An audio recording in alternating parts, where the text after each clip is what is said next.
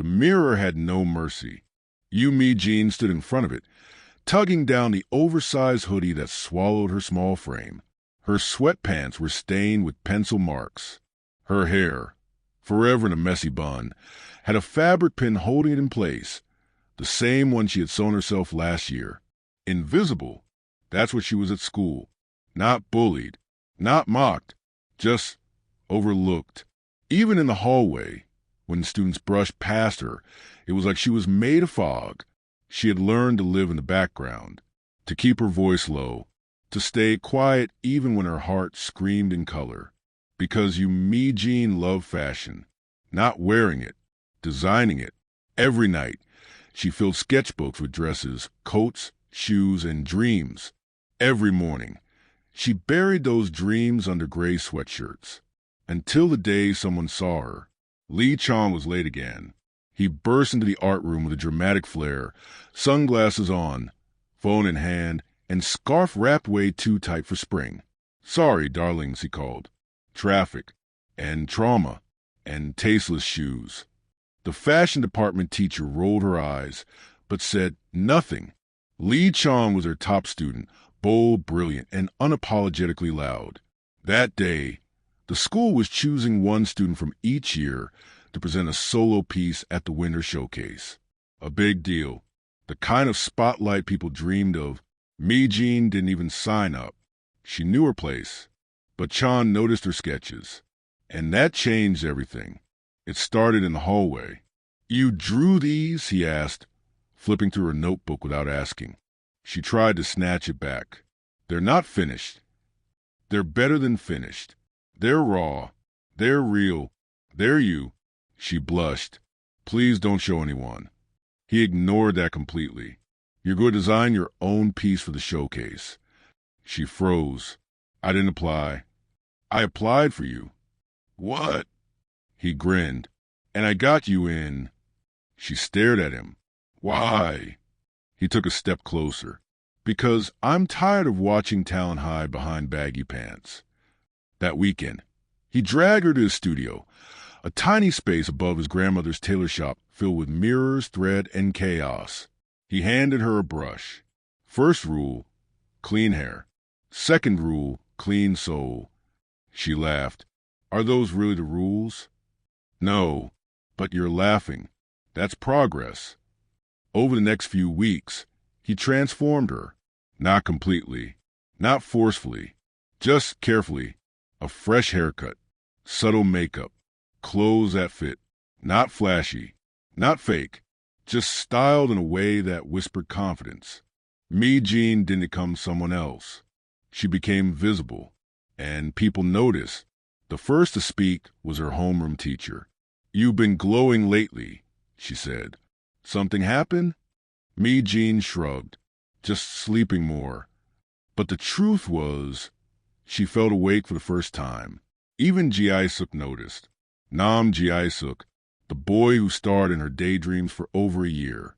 Popular, untouchable, always surrounded by noise. He started saying hi in the hallway, smiled at her during lunch, asked if she wanted help carrying her materials after class. It felt like a dream. But Chan watched everything from the sidelines with narrowed eyes. One afternoon, Mi-jin was walking with Gi-seok after class when he pointed at her necklace. "I like this. It's kind of vintage." She touched it. It was her mom's. "I almost didn't wear it," she said. "I'm glad you did," he said. "It suits you. Like, not trying too hard, you know?" Her heart raced. He liked her. Not because she was loud. Not because she was perfect. Because she was visible. Finally. But things started to shift. Chan showed up at her locker one morning and frowned. "Are you wearing foundation now?" She smiled. "A little, just to even things out."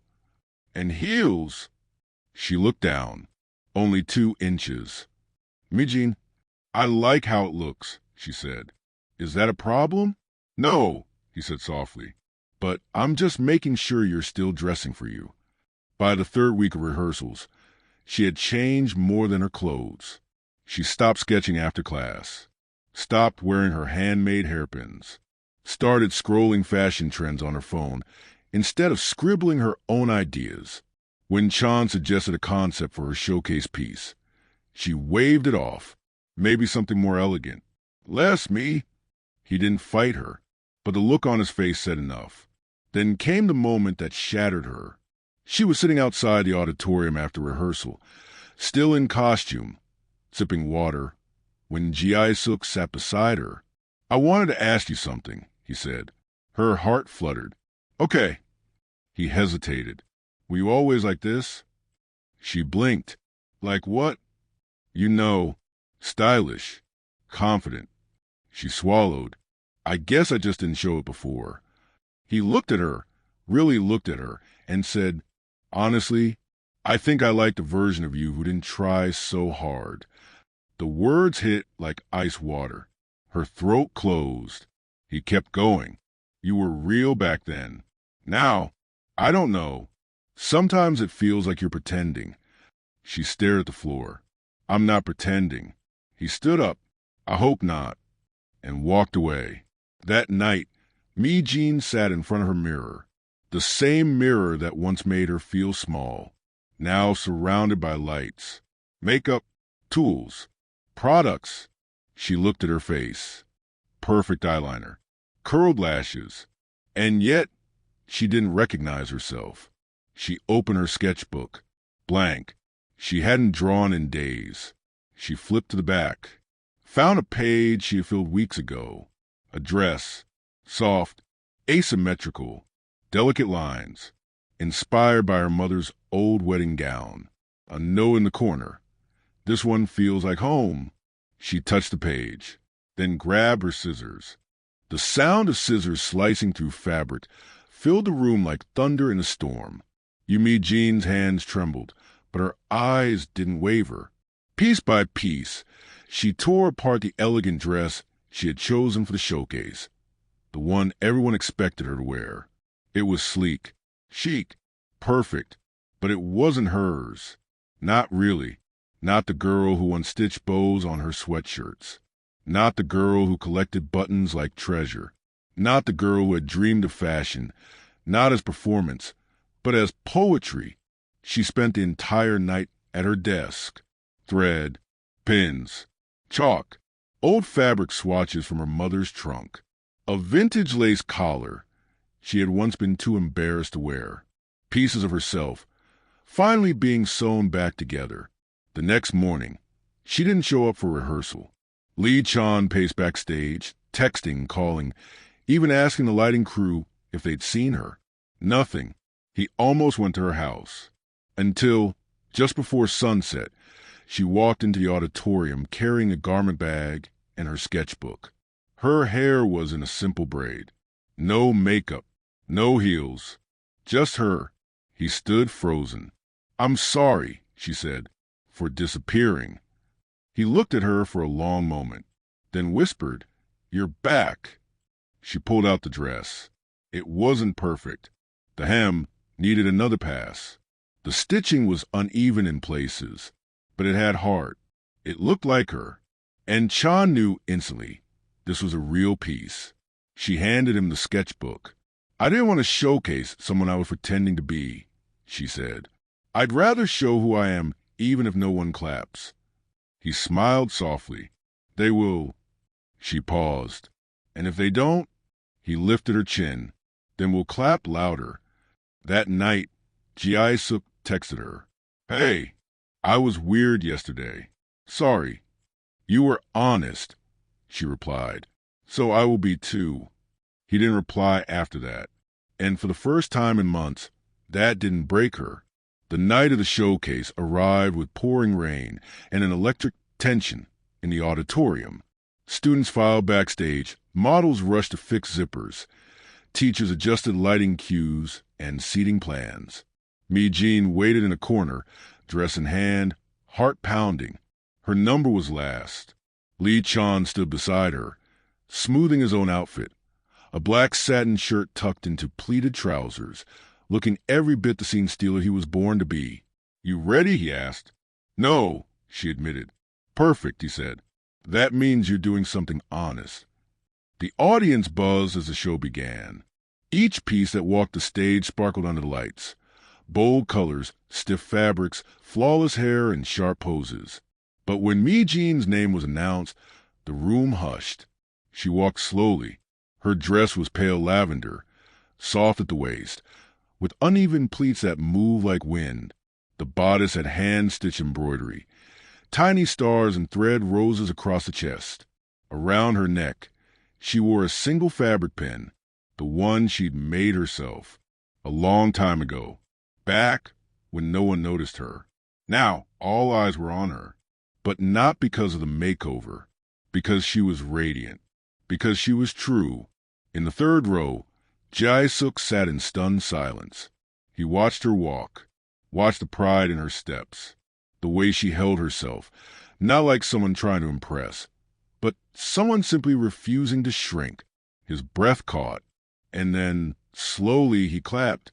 From backstage, Chan peeked through the curtain and joined him, loud, proud. Soon, others followed. Not a roar, but enough to make her eyes shine. After the final walk, she stood behind the curtain, her hands still trembling. Chan pulled her into a hug. "You did it." She smiled into his shoulder. "We did it." "No, darling, you sewed it." They both laughed. Later, as the hall emptied and students posed for photos, Gi-seok approached her. He stood there for a while before speaking. "That dress was you." She nodded. "It was supposed to be." "I'm sorry," he said, "for making you feel like you had to change. I didn't know how to deal with someone who knew who they were." "I didn't," she replied gently. "Not for a while." He looked at her quietly. "I like the old Mi-jin, but I love this version." She smiled. "I love her too." He reached out, hesitant.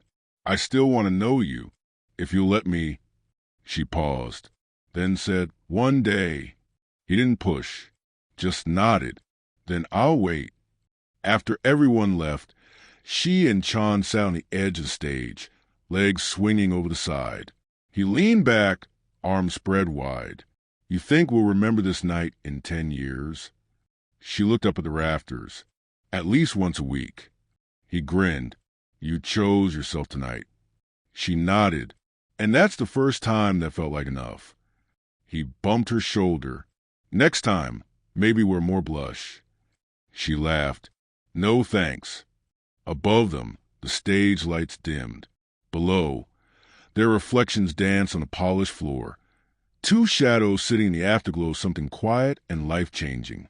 Yoo Mi-jin didn't become popular that night, didn't get asked out, didn't trend online, didn't get a standing ovation, but she became seen, and that was more than enough. The school week after the showcase felt different. Yoo Mi-jin walked through the halls in her usual hoodie, not because she was hiding, but because she wanted to, because she chose it, and people still looked. Not with mockery, not with fascination, but with curiosity, with quiet respect. No one said anything dramatic. No confessions in front of lockers. No viral posts. Just nods. Smiles. One girl even asked, "Did you really sew that dress yourself?" Mi-jin simply said, "Yeah." And that was enough. At lunch, she sat under the courtyard tree, where she used to sketch alone. This time, someone sat beside her. Not Gi-seok. Lee Chan. He handed her a rice ball wrapped in seaweed and a bottle of peach juice. "No cucumber," he said. "I remember your list of food enemies." She laughed. "You remembered? I'm gay, not heartless." They ate in silence for a while. Then he added, "You know what's wild? You're the only one who didn't cry backstage." "I was too tired." "You were glowing." She looked down at her tray. "I thought I'd feel different, like after proving something." Chan tilted his head. "And I still feel like me." "Good," he said, stretching out his legs. "You were always enough." That Friday, she stayed after school to return a needle kit to the arts office. As she crossed the stairwell, she saw Gi-seok waiting outside the classroom. Alone, his hands in his pockets. Head down. He looked up when he heard her steps. "Hey," he said. "Hey." He scratched the back of his neck. "We're doing the club fair next week. I'm leading the booth for the media club." She nodded. "That sounds cool." Pause. "Would you want to come? Just to see. Or help out?" Mi-jin blinked. "I'm not really a club person." He smiled nervously. "Neither am I. I mostly join because I'm good at editing." She tilted her head. "You're good at editing?" He nodded.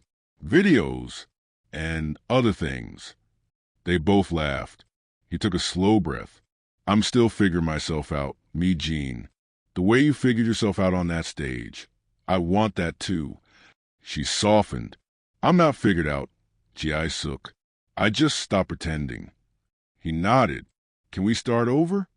She looked at him, then gently said, "Maybe, but I'm not a project anymore.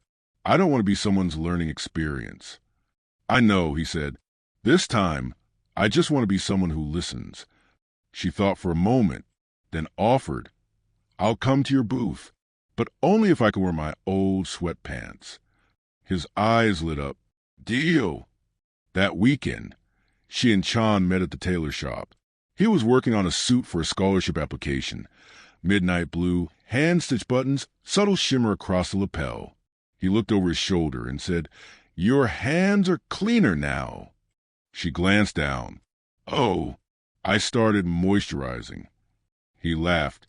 "You used to come in here with pen ink all over your wrists." "I still do," she said, "just in better lighting." He stepped back from his mannequin. "You know, there's a fashion camp in Busan over summer break. 3 weeks. Fabric design, portfolio building, runway prep."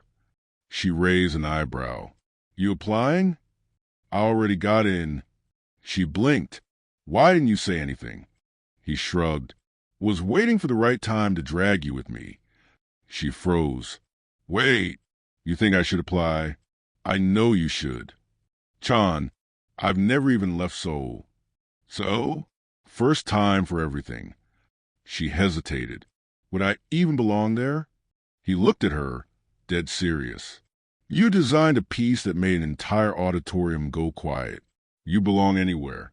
Mi-jin looked at the flyer. He handed her. "Busan, 3 weeks. No hoodie to hide behind. No classroom corners.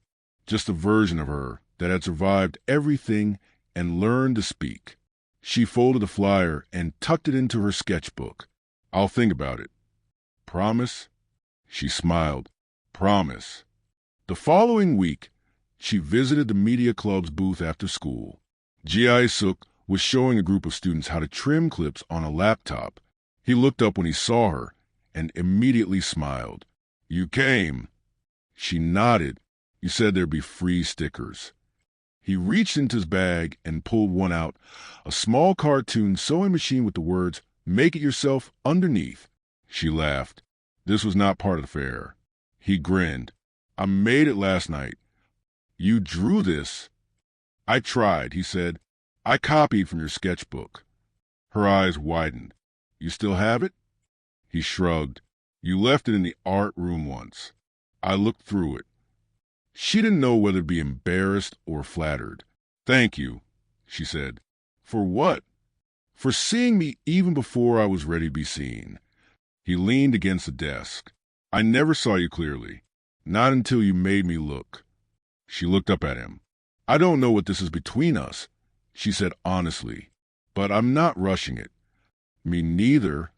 They stood there in that strange middle space between new and familiar, between almost and maybe, and it was enough. That night, she added a new sketch to her notebook, a simple hoodie, but on the back, she embroidered words in thread. "I was never invisible. I just hadn't arrived yet." The deadline for the summer fashion camp was 10 days away. Yoo Mi-jin stared at the application form every night before bed, her fingers hovering over the pen like she was about to sign a contract with her future. Busan, 3 weeks surrounded by strangers, mirrors, critique, bold personalities, and relentless standards. It both thrilled and terrified her. She knew how to sew in silence, to design when no one was watching. But this would be different. This time they'd be looking. Lee Chong wasn't worried. "You'll get in," he said, mouth full of tteokbokki as they ate by the Han River. Mi-jin watched the boats drift in the water. "And if I don't?" "Then they're idiots," he said. "And you'll apply again next year." She smiled. "You really believe in me?" "I believed in you before you did," he said. "I believed in you back when your sketchbook had food stains on every page." She groaned. That was one time. It was 5. A few days later, she visited the art supply store to buy fabric swatches. As she waited in line, someone tapped her shoulder. It was a girl from second-year art class, the one who used to sit beside her and never say a word. "Hey," the girl said, shy. "I saw your showcase piece." Mi-jin blinked. "Oh, thank you. I wanted to ask, did you sew it yourself?" "Yeah," she nodded. "All of it." The girl held up a small notepad. "I've been designing in secret too, but I never showed anyone." Mi-jin's heart swelled. She glanced down at the sketch. Rough lines, shaky shapes, but so much heart. "You should keep going," Mi-jin said. "That's already better than my first year." The girl's eyes lit up. "Really?" "Definitely." They exchanged contact info, promising to swap sketches. Mi-jin walked out of the store, smiling. This was new, being someone others could talk to, someone who inspired instead of just observed. She didn't feel invisible. She felt present. Later that week, she visited her old middle school teacher. Mrs. Eun had been the first person to ever praise her designs, back when Mi-jin only doodled outfits in the margins of math tests.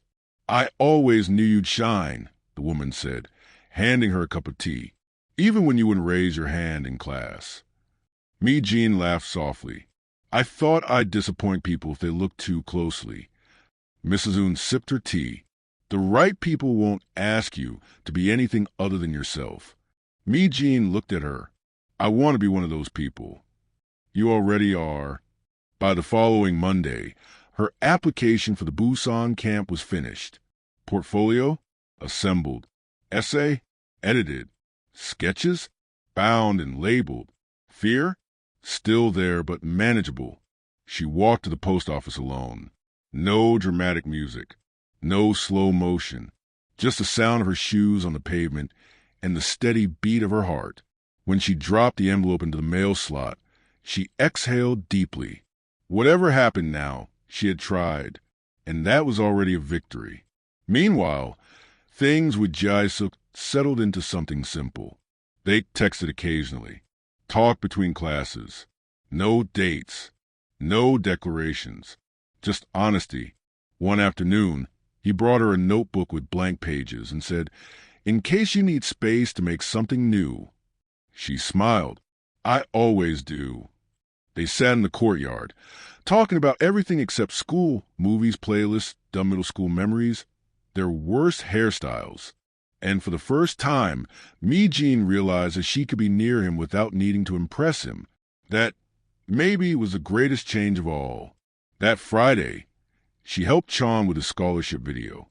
He filmed it in his grandmother's tailor shop, standing in front of the same sewing machine he'd used since he was 13. "My name is Lee Chan," he said to the camera, "and I believe fashion should tell the truth about who we are, what we fear, and what we hope for." Behind the lens, Mi-jin held her breath. He wasn't performing. He was revealing. Later, he turned to her and asked, "Do you think it was enough?" She nodded. "You didn't just apply," she said. "You showed up." He smiled, pulling his scarf tighter. "Your turn next." 2 weeks later, the letter arrived.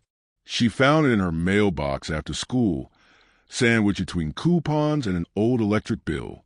The return address read, Busan International Fashion Institute. She held it for 5 full minutes before tearing it open. Her eyes scanned the page. "Congratulations." Her hands began to shake, not because she doubted, but because she had hoped. And now, Hope had answered back. She ran straight to Chan's place. He opened the door wearing a face mask and fuzzy slippers. "I got in," she whispered. He ripped off the mask. "You what?" They screamed. They hugged. His grandmother peeked out from the back room and shouted, "Keep it down or sew my curtain instead." That night, she lay in bed staring at the ceiling. She remembered the first time she cried over a design someone laughed at. The first time she walked into school, wearing her own handmade hoodie, and no one noticed. The first time she wanted to disappear. And now, she was packing for Busan. She grabbed her pen and wrote in her new notebook, "My clothes don't make me, but they remind me that I exist, and I deserve to be seen." The night before her departure, Gi-seok called. He didn't say much. Just, "You're brave, you know?" She laughed. "I'm scared. Still brave." He hesitated. "If you ever want to talk while you're there, I'll be here." She smiled into the phone. "Thank you," then added, "I think I needed to like myself before I could decide who else to like." He was quiet, then said gently, "That's fair." When the train pulled out of Seoul Station, she looked out the window as the city blurred into countryside. No parents waving. No dramatic goodbye. Just her and her bag. And a sketchbook full of things she hadn't drawn yet. She didn't know what Busan would bring. Rejection? Friendship? Love? But she knew what she was bringing. Herself. No filters. No masks. Just Mi-jin. Exactly as she was. The Busan summer air was heavier than Seoul's. Salter, louder, more alive. Yoo Mi-jin stepped off the train with a duffel bag, a sketchbook, and a deep breath. The station bustled with people. Everything smelled like the ocean and new beginnings. At the dormitory, she was assigned a shared room with two other girls, both loud, stylish, and confident. They talked about overseas fashion schools and internships she had never even dreamed of. She unpacked quietly, keeping her sketchbook close, her favorite hoodie folded at the bottom of her suitcase like a safety net. But on the first night, something changed. One of her roommates flipped through Mi-jin's designs on the desk. "Did you draw these?" the girl asked. Mi-jin froze. "Yes. Sorry, I should have." "No. These are insane," the girl said. "This embroidery detail? Where did you learn that?" Mi-jin blinked. "My grandmother. She used to sew for a hanbok shop." The girl nodded, impressed. "That's real skill. You don't get this kind of line work from Pinterest." And for the first time in days, Mi-jin smiled. The camp schedule was brutal. 8-hour design classes, fabric theory, speed sketching, late-night stitching labs.